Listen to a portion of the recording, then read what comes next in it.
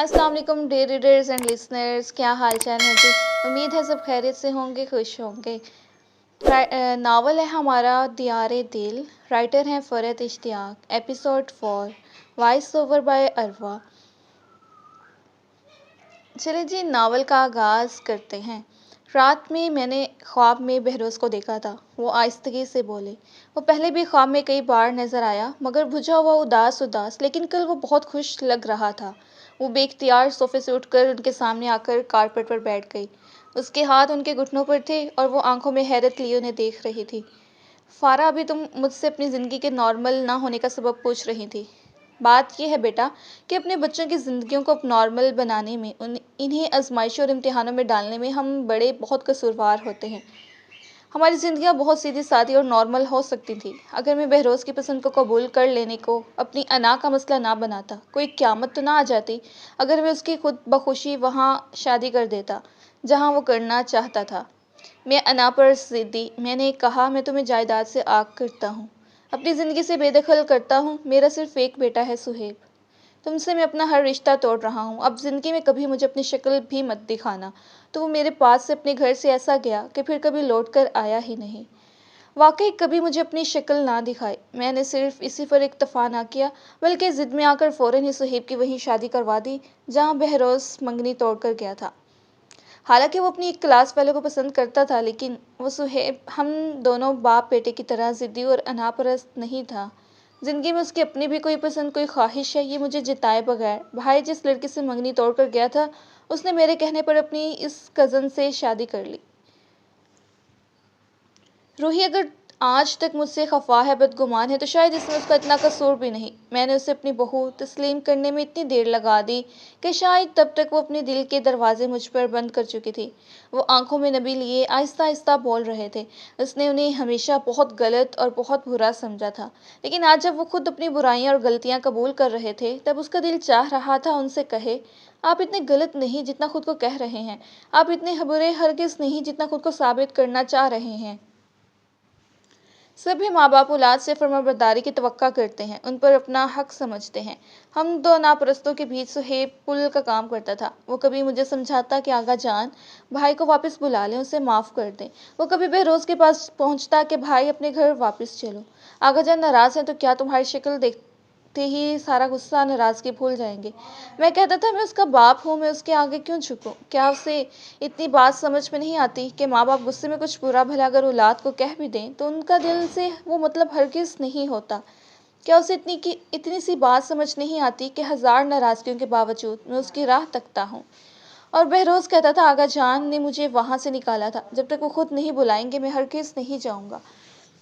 हम बाप बेटे के बीच बरसों अना की जंग चली। सुहेब हम दोनों को समझा समझा कर हार गया, मगर हम में से कोई अपनी जिद छोड़ने पर तैयार ना हुआ। बोलते बोलते वो एक पल के लिए खामोश हुए। हम बाप बेटे के बीच बरसों अना की जंग चली। सुहेब हम दोनों को समझा समझा कर हार गया, मगर हम में से कोई अपनी जिद छोड़ने पर तैयार ना हुआ। बोलते बोलते वो एक पल के लिए खामोश हुए। अपने लहजे की कपकपाहट पर काबू पाया, आंखों की नमी को पीछे धकेला, फिर उसकी तरफ देखते दोबारा उसी मध्यम और कमज़ोर आवाज़ में बोलने लगे। मेरी जिद, अना और गुस्से के सबब बहरोज़ अपने इकलौते भाई तक से बदगुमान हो गया था। उसे लगता था कि उसकी मंगेतर आमना से शादी करके सुहेब ने मेरी नज़रों में खुद को ज़्यादा अच्छा और फर्माबरदार बेटा साबित करने की कोशिश की है और उसे मेरी नज़रों से मज़ीद गिराना चाहा है। वो भाई को दौलत जायदाद का लालची समझने लगा था। मैंने बहरोज़ को आकर के सब कुछ सुहेब के नाम चुकर डाला था। सच तो यह है कि मेरे दोनों बेटे बड़े खुददार और गैरतमंद थे। उनमें से कोई भी दौलत जायदाद का लालची और खुदगर्ज नहीं था। इन मोहब्बत करने वाले भाइयों के दरमियान गलतफहमियों का सबब मेरी जिद बन गई। बहरोज़ उससे मिलना पसंद नहीं करता था, फिर भी वो बड़ी पाबंदी से गाहे बगाहे उससे मिलने लाहौर जाता रहता था। उसे उसके घर वापस आने के लिए आमादा करने की कोशिशें करता रहता। वो मेरे गुस्से से खाइफ होकर मुझे बताता नहीं था, मगर मैं जानता था वो बहरोज़ से मिलता रहता है। वो एक रोज़ तुमसे भी मिलकर आया था, शायद तुम्हारे स्कूल। वो तुम्हारी एक तस्वीर भी खींचकर साथ लेकर आया था। आगा जान, ये देखें आपकी पोती, मेरी भतीजी, कितनी प्यारी है ये गुड़िया। मैंने इस तस्वीर की तरफ आंख उठाकर नहीं देखा था कि देखते ही मेरी अना हायल हो रही थी, मगर वो मेरा बेटा मेरे रग रग से वाकिफ था। वो मेरी लाताल्लुक़ बेगानगी के इजहार के बावजूद इस तस्वीर को मेरे कमरे में छोड़ गया था। और पता है फ़ारा, वो मुझे बिल्कुल सही तरह जानता था। उसके जाने के बहुत देर बाद रात में अपने कमरे में बिल्कुल अकेले में मैंने तुम्हारी इस तस्वीर को उठाकर देखा था। उसे बहुत देर तक मोहब्बत से चूमता रहा था।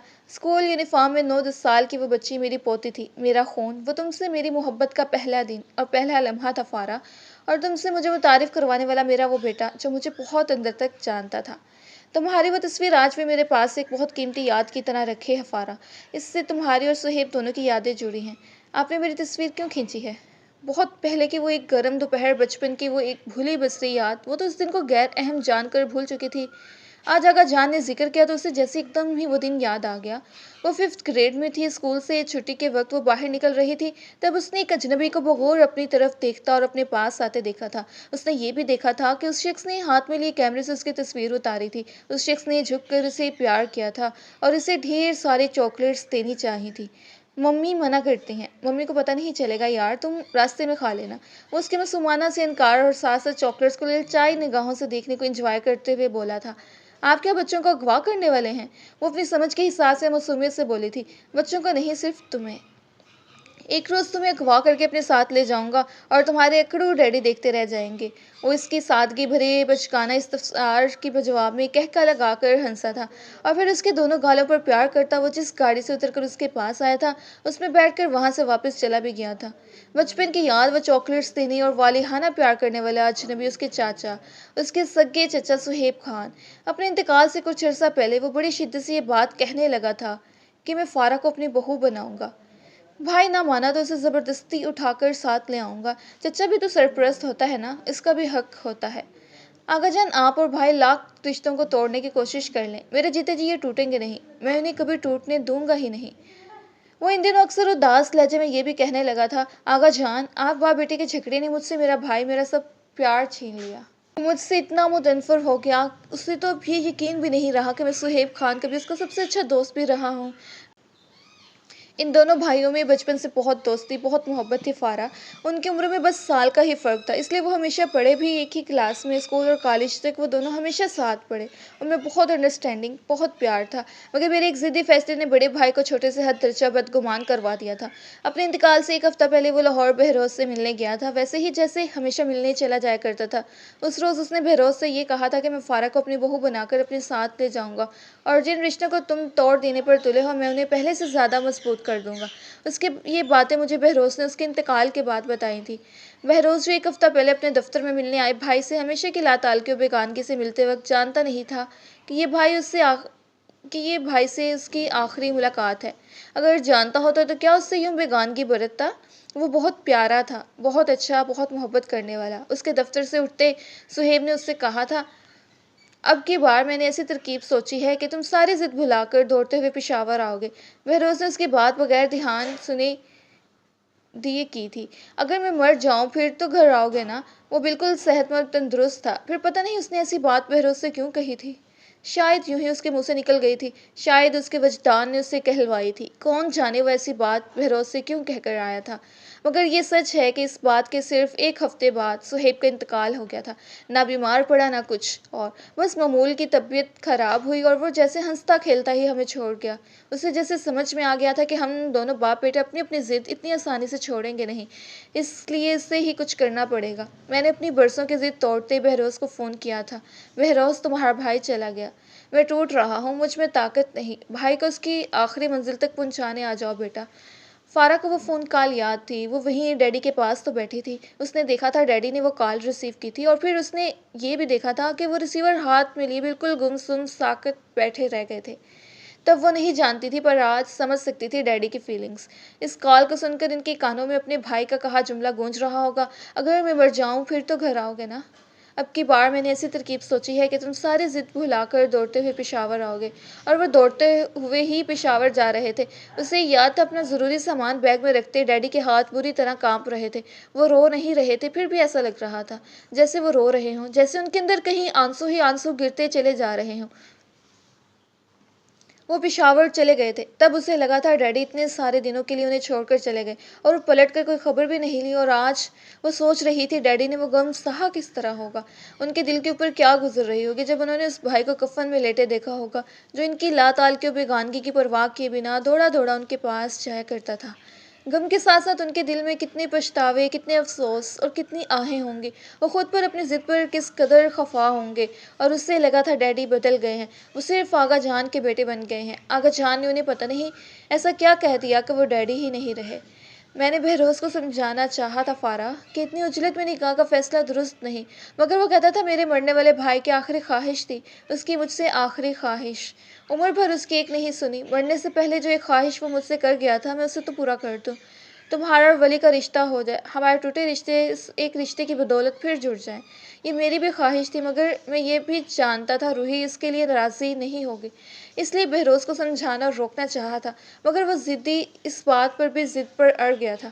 پتہ نہیں کیوں مگر مجھے ایسا لگتا ہے فارا کہ شاید بہروز کو بھی صہیب کی طرح اس کے وجدان نے خبر دے دی تھی کہ وہ اب زیادہ جیے گا نہیں۔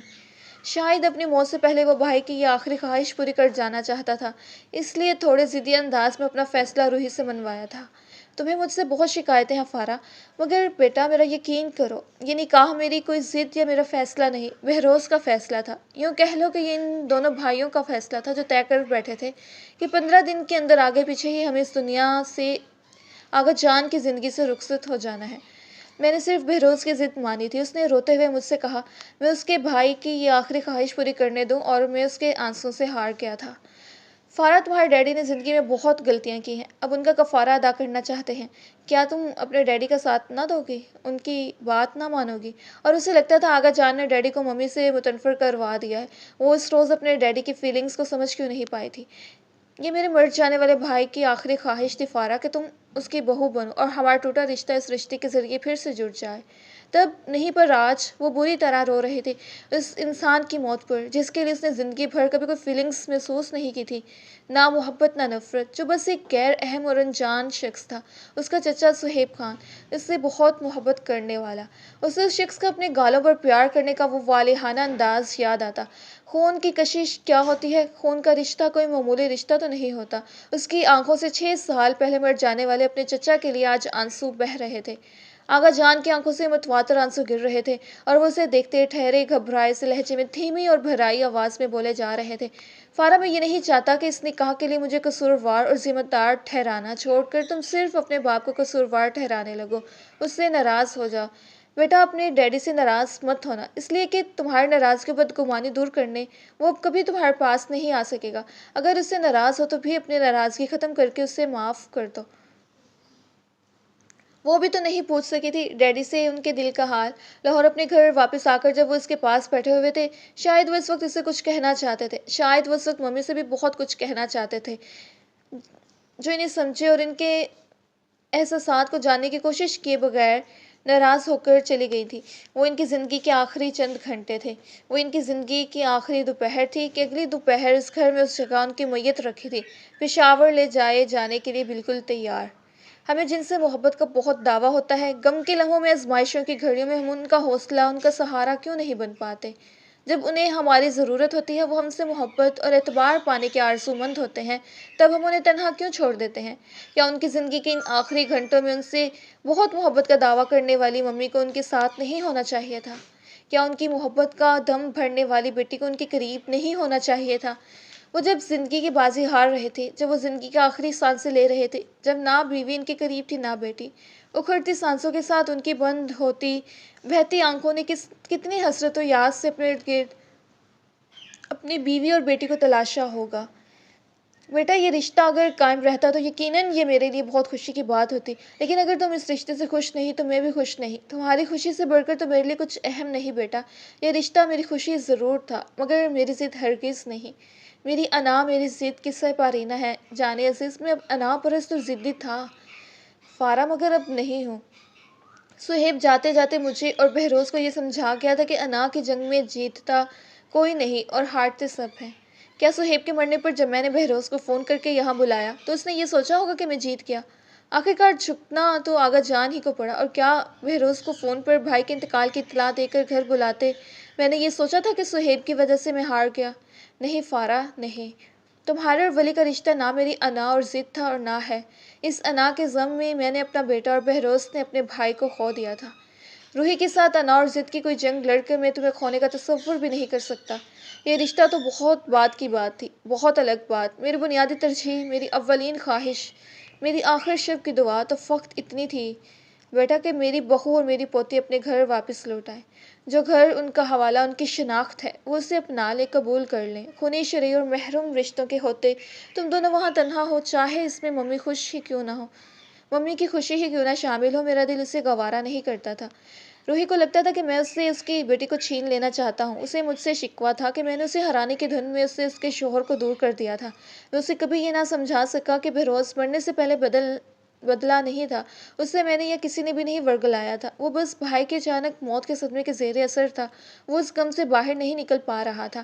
اس لیے جو شرط وہ میرے سامنے رکھتی گئی میں مانتا گیا۔ اس نے کہا میں اسے اور فارا کو پشاور لے جانے کی بات پھر کبھی نہیں کروں گا۔ میں نے کہا ٹھیک ہے۔ وہ طلاق کی بات کرتی تھی۔ میں نے کہا فارا ابھی بہت چھوٹی ہے، پڑھ رہی ہے، اس وقت نکاح یا طلاق سے متعلق کوئی بھی بات کرنا مناسب نہیں۔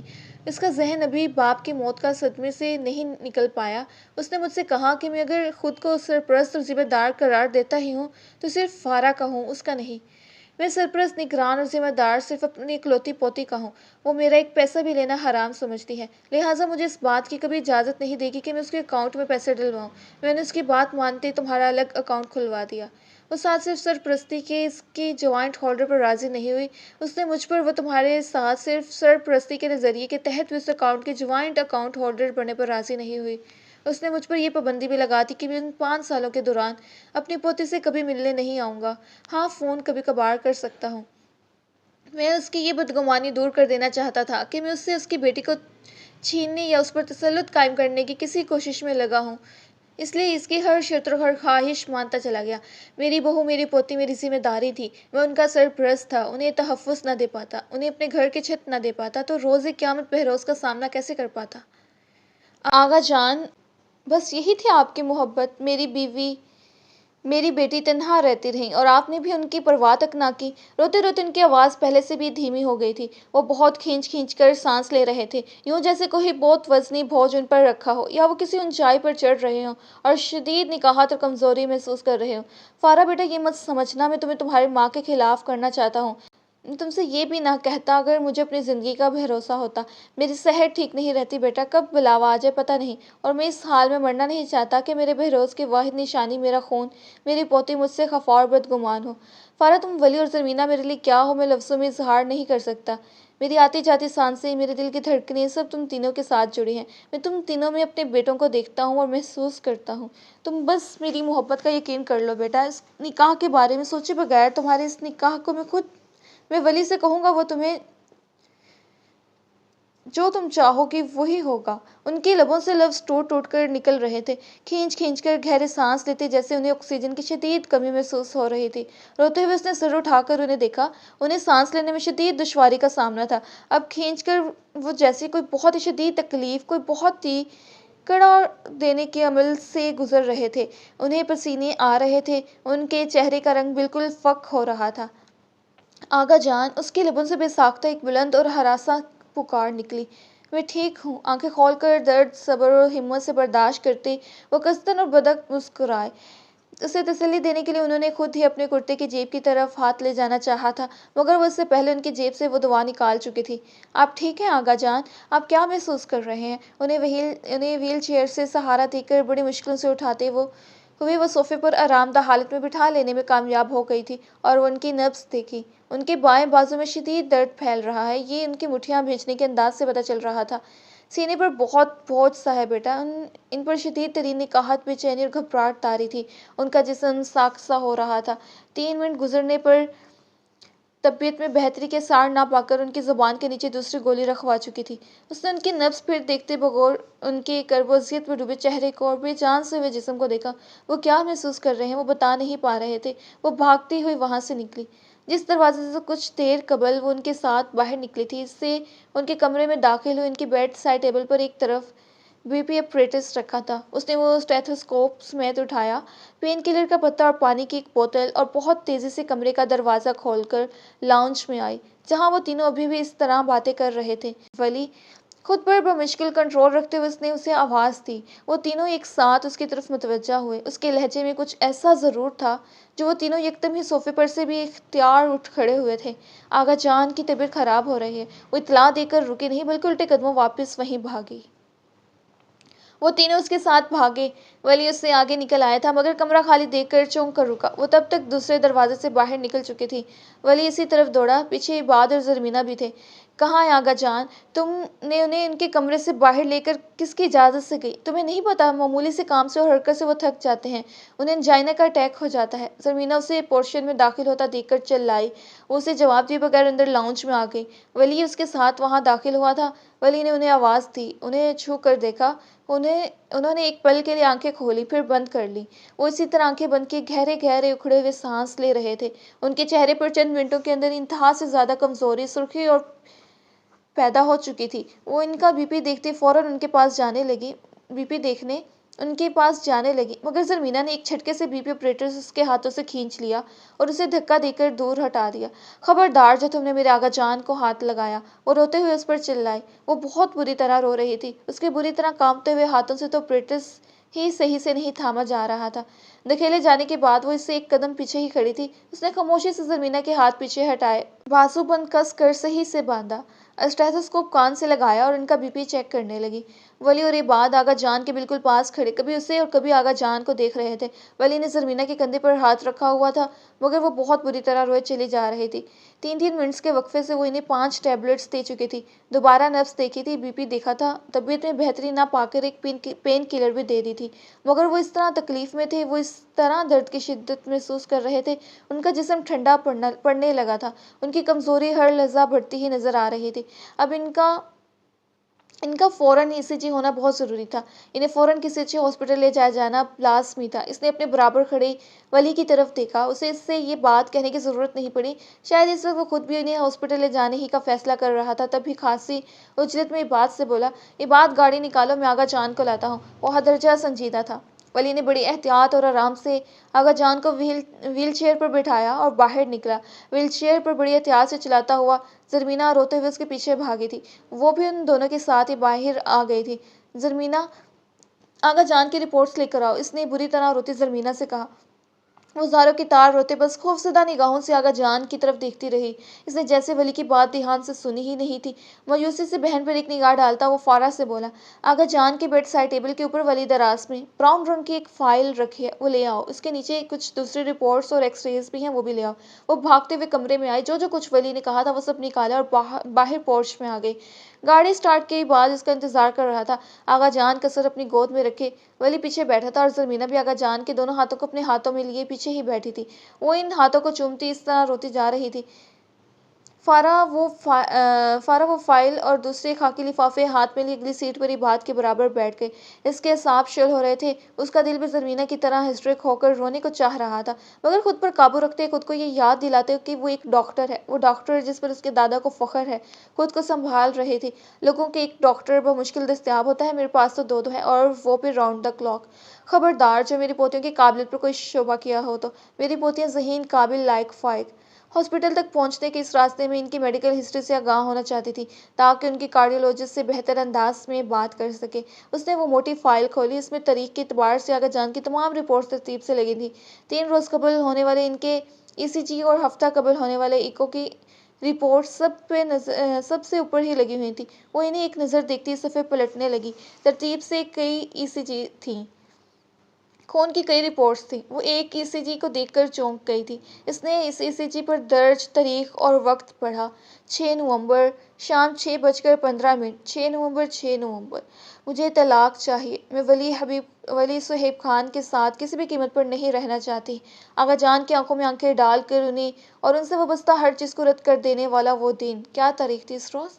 زیادہ سوچنے کی ضرورت نہیں تھی، اسے یاد تھا 2 مہینے پہلے کی وہ صبح، 6 نومبر کی صبح تھی۔ بہت سادہ سی بات تھی، بہت عام بھی۔ 6 نومبر کی صبح اس نے انہیں اور ولی صہیب خان کو اپنے گھر پر ذلیل و بے عزت کیا تھا، دوسروں سے کروایا تھا، اور 6 نومبر کی شام انہیں ہارٹ اٹیک ہوا تھا اور یہ ہاسپٹل کی ڈسچارج شیٹ تھی۔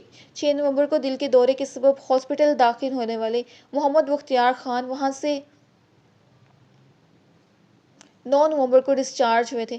بیٹا میری صحت ٹھیک نہیں، میری زندگی کا کچھ پتہ نہیں، فارا سے ایک بار میری بات کروا دو۔ یہ نومبر کی رات تھی، 6 نومبر کو اتنے شدید ہارٹ اٹیک کا شکار ہونے والا 9 نومبر کو کہاں ہوگا؟ ICU میں، CCU میں، اور فارا بہروز خان صوفے پر بیٹھی تھی، بے نیاز، لا تعلق۔ اس کی ماں ICU سے التجا کرتے اس بوڑھے انسان پر چلا رہی تھی، فارا آپ سے بات نہیں کرے گی، اسے جو کچھ کہنا تھا وہ آپ سے صاف صاف کہہ چکی ہے۔ آپ کے خاندان سے چھڑ کر اس کی ماں کو کون سا سکھ نصیب ہو گیا جو وہ خود کو قربان کر ڈالے؟ وہ آپ سے کہہ چکی ہے کہ اسے آپ سے اور آپ کے پوتے سے کوئی تعلق نہیں رکھنا۔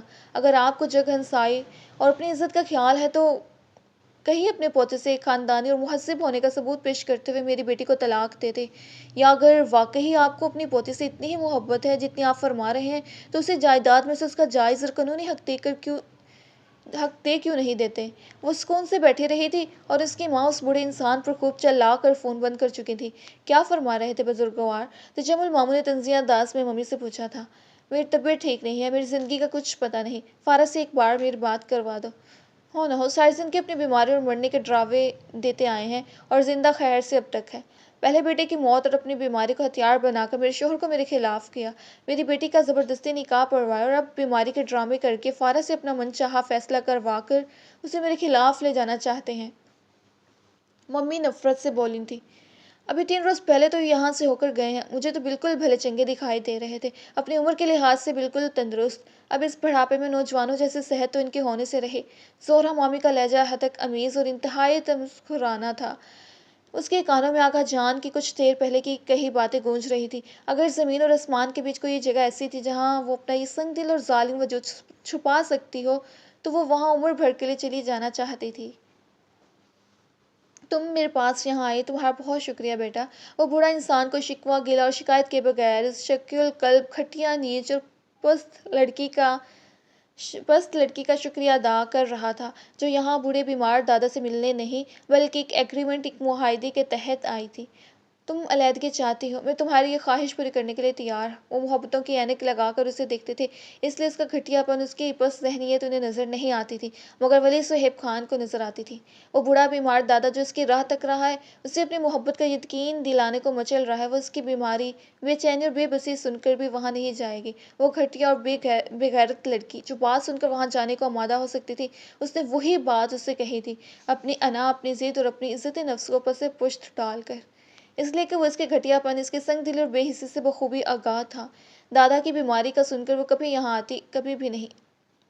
وہ بوڑھا انسان بیمار تھوڑی تھا، وہ تو بیماریوں کے ڈرامے کیا کرتا تھا، اپنی موت سے ڈرا کر لوگوں سے من چاہے فیصلے کروایا کرتا تھا۔ وہ محبتیں بنانے والا دادا اپنی اس پوتی کی اصلیت جان لے کہ وہ اس کی محبت میں نہیں بلکہ طلاق کے لالچ میں آئی ہے، اس سے رشتے جوڑنے نہیں بلکہ ہر رشتہ توڑنے آئی ہے، تو کیا گزرے گی اس کے بیمار کمزور دل پر؟ اسے اپنے وجود سے گھن آئی جب اس کا بوڑھا بیمار دادا مرنے کو پڑا تھا، جب وہ اسے کھلا کے نوٹس بھجوا رہی تھی، جب وہ اسے اس کے موبائل اور گھر کے نمبروں پر کال کر کر کے تھکتا بستر پر نڈھال پڑا اس کی راہ دیکھ رہا تھا۔ وہ اپنے گھر میں اپنی خود ساختہ محرومیوں اور غموں کا ماتم کر رہے تھے۔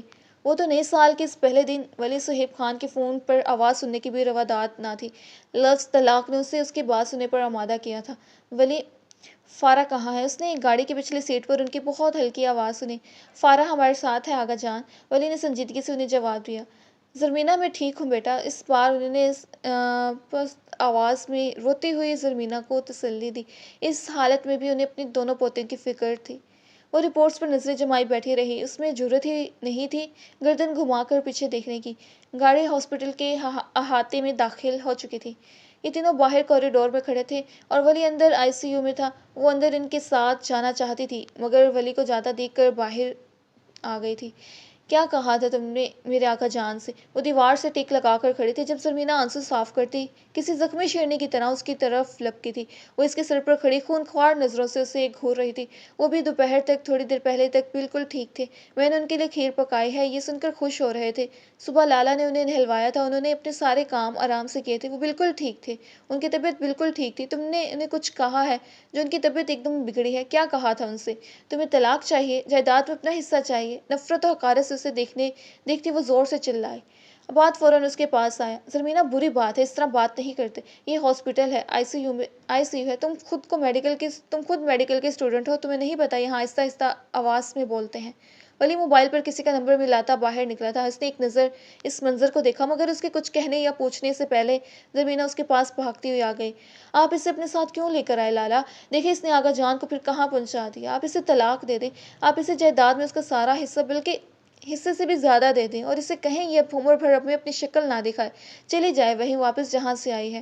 اس کے پاس تو اس کے ہمدرد اور مہربان بہت ہے، ہمارے پاس تو بس ایک دادا ہی ہیں، انہیں کیوں ہم سے چھین لینے کے لیے یہاں آئی ہے؟ وہ ولی کے بازوں پر سر رکھ کر پھر زاروں قطار رونے لگی۔ روتے روتے اس نے یکلک سر اوپر اٹھایا اور بہت نفرت سے بولی، ایک بات کان کھول کر سن لو فارغ خان، اگر میرے آغا جان کو کچھ ہوا تو میں تمہیں چین سے جینے تو ہرگز نہیں دوں گی۔ ولی اس کے کندھے کے گرد ہاتھ رکھ کر آہستہ آواز میں بہت پیار سے اسے کچھ کہتا اسے قریب نظر آتی ایک بینچ کی طرف لے گیا۔ عباد نے ایک شرمندہ سی نگاہ فارغ پر ڈالی۔ وہ شاید زرمینہ کے رویے کی تلافی کے لیے اسے کچھ کہنا بھی چاہتا تھا، مگر وہ ان دونوں پر ایک نگاہ ڈالتے اندر آغا جان کے پاس سے یوں میں آ گئی۔ انہیں آکسیجن لگی ہوئی تھی، ان کی آنکھیں بند تھیں، ان کے سینے پر کچھ تار چسپاں تھے، اور ان کے دل کی رفتار ان کی دھڑکنوں کا شمار کرتی کچھ مشینیں ان کے قریب موجود تھیں۔ وہ سانس مشین سے لے رہے تھے، ان کا دل دھڑک رہا ہے کہ نہیں۔ اس نے ایک ڈری ڈری نگاہ ان پر ڈالی اور پھر اس مشین پر۔ ان کے سوئے پیوست ہوئے ہاتھ کو اس نے چھک کر آہستگی سے چوما۔ آپ کو میرے پاس سے اپنے بیٹے کی خوشبو آتی ہے، اور مجھے آپ کے پاس سے اپنے باپ کی خوشبو آتی ہے۔ ہمارا رشتہ تو اتنا مضبوط، اتنا اٹوٹ ہے۔ بہت برے فارغ کو آپ نے بہت دیکھا ہے، ایک بار اسے اچھا بننے کا موقع دے کر بھی دیکھ لیں۔ ابھی آپ نے مجھ سے کہا تھا آپ کی سانسیں، آپ کی دھڑکنیں میرے ساتھ جڑی ہیں، پھر جب میں سانس لے رہی ہوں میرا دل دھڑک رہا ہے تو آپ کی سانسیں کیسے ختم ہو سکتی ہیں؟ آپ کی دھڑکنیں کیسے خاموش ہو سکتی ہیں؟ وہ بہت آہستہ آہستہ آواز میں ان سے کہہ رہی تھی، اس کی آواز ان کے سماعتیں سن رہی ہیں۔ اسے یقین تھا، اس کی آنکھوں سے قطرہ قطرہ آنسو بڑی خاموشی سے گر رہے تھے۔ آپ برسوں سے مجھ پر محبتوں کی بارش برساتے آئے ہیں، ایک بار مجھے بھی تو موقع دیں، میں آپ سے اپنی محبت ثابت کر سکوں۔ میں آپ سے محبت کرتی ہوں آغا جان، میں آپ سے بہت محبت کرتی ہوں۔ وہ دھیمی آواز میں سرگوشی کسی انداز میں، ایسے جیسے انہیں ڈسٹرب نہ کرنا چاہتی ہو، آنسو بہاتی انہیں اپنی محبت کا یقین دلا رہی تھی۔ اسی وقت پردہ کھینچ کر کوئی اندر آیا، اس نے ایک گردن گھما کر دیکھا اور کرسی پر سے فوراً کھڑی ہو گئی۔ ولی تھا اور اس کے ساتھ ایک سینئر ڈاکٹر، اور پیچھے ایک جونیئر ڈاکٹر اور نرس بھی تھے۔ وہ خاموشی سے وہاں سے نکل آئی، مگر نکلتے نکلتے جو باتیں اس نے سنی وہ اسے یہ سمجھا گئی کہ یہ سینئر ڈاکٹر آغا جان کے کارڈیولوجسٹ تھے۔ آغا جان برسوں سے انہی کے زیر علاج تھے۔ زرمینہ CCU لگے شیشے کے دروازے کی طرف مسلسل امید، آس، خوف اور ہراس سے دیکھے جا رہی تھی، اور عباد اس کے پاس بینچ پر بیٹھا تھا۔ وہ ایک طرف خاموشی سے آ کر دیوار سے ٹیک لگا کر کھڑی ہو گئی۔ وہ ہاسپٹل آنے کے راستے میں سرسری ان کی ساری رپورٹ دیکھ آئی تھی، ان کے تینوں ہارٹ اٹیکس کی تفصیلات بھی دیکھ لی تھی۔ ان کا دل کتنے فیصد کام کر رہا ہے اور کتنے فیصد زخم خوردہ ہے اور بیکار ہو چکا ہے وہ یہ بھی جان چکی تھی۔ پہلے ہارٹ اٹیک کی تاریخ اس کی پیدائش سے بھی قبل کی تھی۔ دوسرا ہارٹ اٹیک وہ تھا جب سہیب خان کا انتقال ہوا تھا، اور جب بستر پر بیمار پڑے اس وجہ سے اسے کوئی ہمدردی نہیں ہوئی تھی، اور اس کی ممی کو تو وہ بیماری ہی ڈھونگ اور ڈرامہ لگی تھی۔ اور تیسرے کی تو بات ہی الگ تھی۔ 25% جس کا دل کام کر رہا ہو، جو 3 ہارٹ اٹیک سہ چکا ہو، جو معمولی کاموں کو کرنے سے بھی انجائنا میں مبتلا ہو جاتا ہو، اس کے لیے ڈاکٹر کیا کہتا؟ میں دعا کرتا ہوں، آپ دعا کیجیے، مریض کو خوش رکھیے، اسے ٹینشن میں نہ آنے دیجیے، اسے خوشگوار ماحول دیجیے، کوشش کیجیے کہ کوئی اختلاف یا موڑ لڑائی جھگڑا اس کے سامنے نہ ہو۔ اگر نفرتوں کے مضبوط قلعے میں مقید اس کی پوتی ایسا ہونے دے تو۔ گھڑی گھنٹے آگے بڑھا رہی تھی، اور وہ چاروں کسی طے شدہ معاہدے کے بغیر تھوڑی تھوڑی دیر کے لیے اندر ان کے پاس CCU میں جا کر بیٹھتے اور پھر دوسرے کو اندر آنے کا موقع دیتے، خود باہر آ جاتے تھے۔ عباد نے اپنے گھر فون کر کے اپنے چھوٹے بھائی سے دونوں بچوں کو گھر لے جانے کو کہہ دیا تھا کہ آغا جان کے گھر پر بہت سے ملازمین کی موجودگی کے باوجود بھی وہ بہت چھوٹے بچے ماں باپ کے بغیر اکیلے رہ نہیں سکتے تھے۔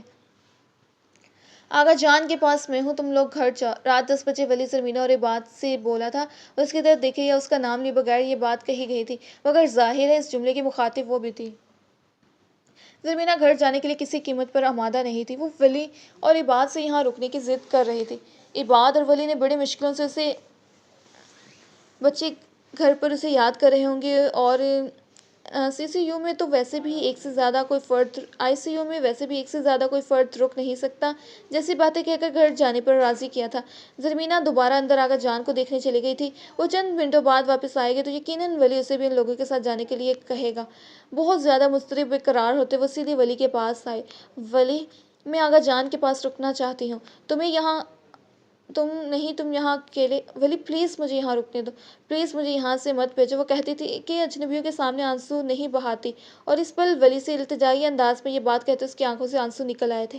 دوپہر سے اسپتال میں آنے کے بعد زرمینہ جتنا روئی تھی وہ اتنی ہی خاموش رہی تھی، دیوار سے ٹیک لگا کر کوریڈور میں اکیلی بالکل خاموش کھڑی رہی تھی۔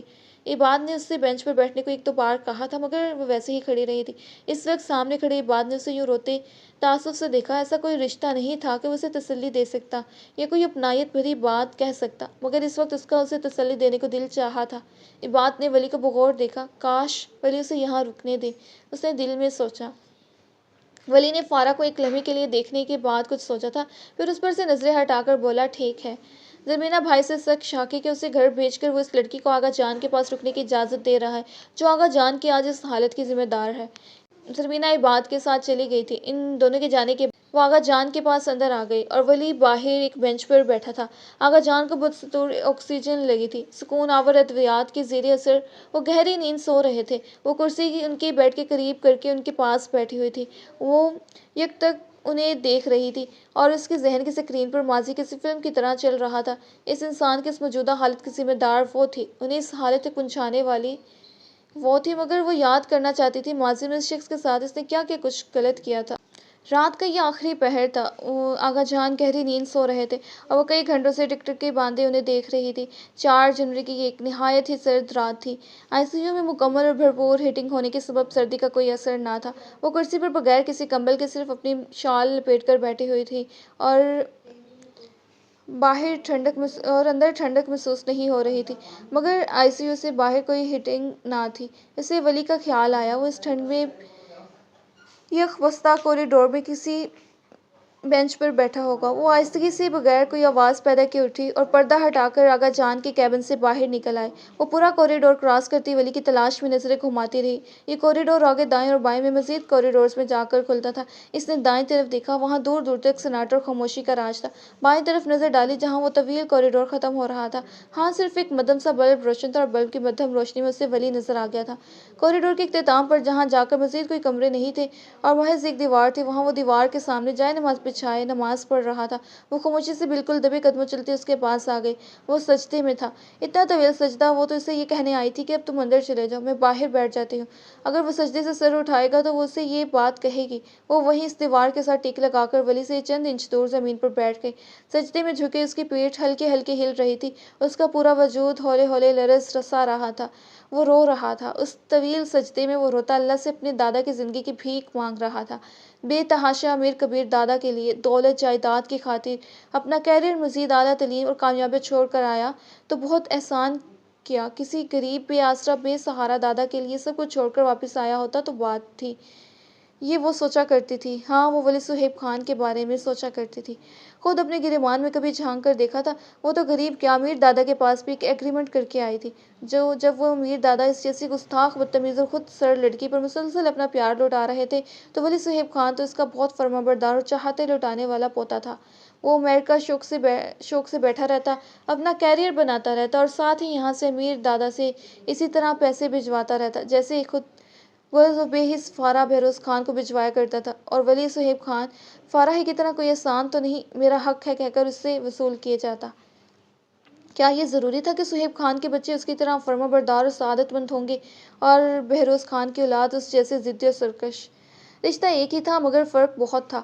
فارا بہروز خان اور ولی صہیب خان اور زرمینہ عباد الرحمن میں دادا نے تینوں پوتے پوتیوں پر ایک ہی طرح چاہتیں نشاور کی تھیں، تینوں کو ایک جتنا ہی چاہا تھا، مگر وہ دونوں بھائی بہن اس کی طرح احسان فراموش خود غرض نہ تھے۔ وہ دادا سے سچے دل سے محبت کرتے تھے۔ ایک پوتی انہیں موت کے منہ میں دھکیل رہی تھی اور وہ دونوں اسے موت کے منہ سے نکالنے کی صحیح کرتے دن رات ایک ایک کر کے اس کی تیمار داری کر رہے تھے۔ اپنا گھر، شادی شدہ زندگی کی ذمہ داریاں، شوہر، بچے، ان سب کے ساتھ زرمینہ عباد الرحمن اپنے دادا کے پاس صبح شام دن رات رک کے اس کی خدمت، اس کی تیمار داری کر رہی تھی۔ نوکروں کی ایک فوج کے ہوتے اس کا پرہیزی کھانا اپنے ہاتھوں سے پکاتی تھی، اسے دوا خود دیتی تھی، کسی کو دکھانے یا متاثر کرنے کے لیے نہیں، اپنی محبت اپنا فرض اور اپنی ذمہ داری سمجھ کر، جو فارا بہروز خان سے صرف اس لیے نفرت کرتی تھی کہ وہ اس کے دادا کو دکھ پہنچا رہی تھی، اور یہ ولی صہیب خان جس سے وہ نفرت کرتی ہے، جسے وہ جائیداد کا لالچی سمجھتی ہے، وہ اسے اس لیے طلاق نہیں دیتا کیونکہ وہ جائیداد میں بٹوارا نہیں چاہتا۔ اسے اپنے داخلہ فارم پر دستخط کرتے آغا جان کے کانپتے ہاتھ پھول گئے۔ وہ ہاتھوں کی کپکپاہٹ اور لرزش کے سبب دستخط کتنی مشکلوں سے کر پائے تھے۔ داخلہ فارم میں ان دستخطوں کی اتنی چھان پھڑک نہ ہوگی، مگر बैंकों और दीगर मालियाती इदारों में तो हर बार होगा।